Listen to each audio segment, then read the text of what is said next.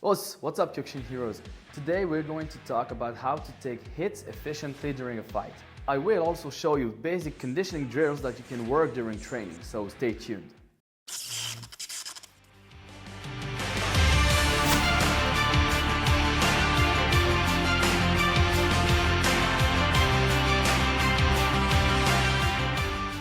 Conditioning is probably one of the most important aspects you must work in order to take part in sparring or even kumite.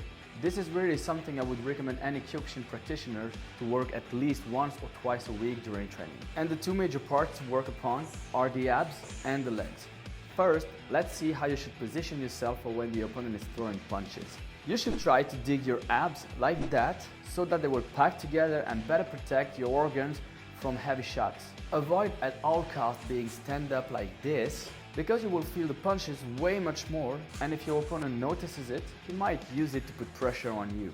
In my opinion, you should reach a level where the opponent could not determine if getting hit is actually making you feel something, like it doesn't bother you. This might actually discourage him of hitting you because he will be like, oh, okay, I'm hitting and nothing happens. It's like rock solid. A very, very important point when you take hits is that you should breathe, but not like a short, quick breath. This will actually help you increase the speed of contraction. As a hit is like so quick to receive, you might really want to try this to really tighten your abs really fast.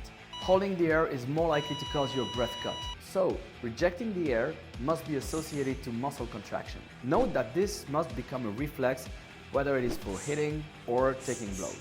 And second, the legs. For me, the best way to take low kicks is simply turn the foot at 45 degrees.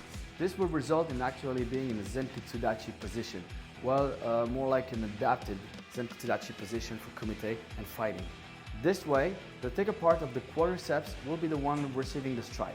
You should really avoid taking the hit on the side of the leg, because this part is thinner and way much more sensitive. You can test that whenever you want, but trust me, this will make your life easier. I recommend using the hip to fully counter the force of impact. It is also a great mental training because you show your adversary that you're not afraid of taking hits. And this, of course, applies to the abs too. If you like this content, don't hesitate to give us a thumbs up, subscribe, comment, and share it on your social media. It will really be appreciated.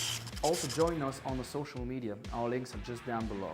Let's now see a couple drills to help you get better used to taking hits. The first one is so basic, I recommend you to do it as much as possible during training.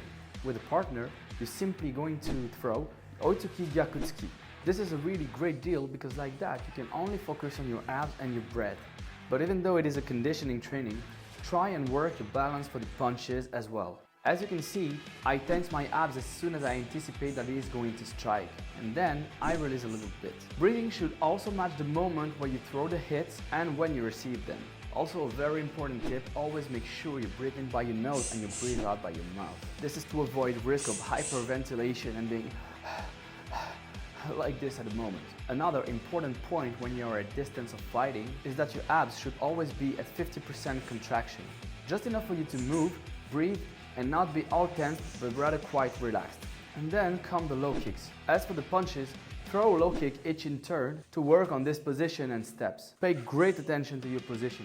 For real, it's really like a Zenkutsudachi applied for kumite. Make sure to turn your foot and body at 45 degrees and then come back to the original position. Again, this will help you to work your balance, as you also need your foot and hip to throw a perfect low kick. This structure of training is great because you go from attack to defense, and this mimics a real situation during a fight. Make sure that you can sustain the hits for a certain time. I'd say 15 to 25 is great until you or your partner can go on.